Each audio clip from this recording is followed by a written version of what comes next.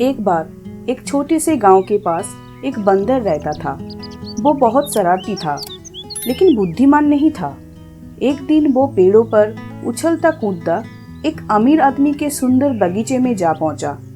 बगीचा हरा भरा और खूबसूरत था, जहाँ कई पेड़, रंग बिरंगे फूल और लकड़ियों के लट्टे इकट्ठे किए गए थे, जिन्हें बड़े काम के लिए इस्तेमाल करते थे।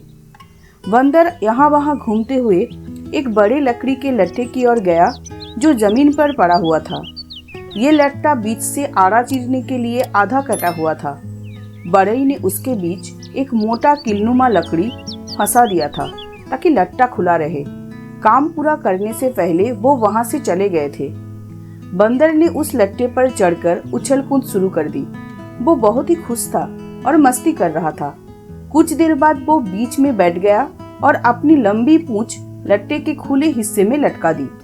थोड़ी देर में उसकी नजर उस किलनुमा लकड़ी पर पड़ी, जो लट्टे को खुला रखे हुए थी।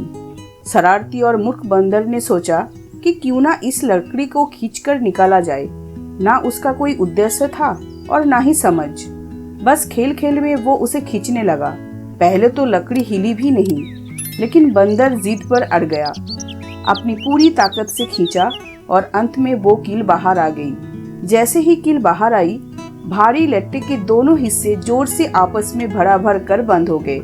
दुर्भाग्यवश बंदर की पूंछ, जो खुले हिस्से में लटक रही थी, दोनों हिस्सों के बीच बुरी तरह से फंस गई। बंदर दर्द से चिल्लाने लगा।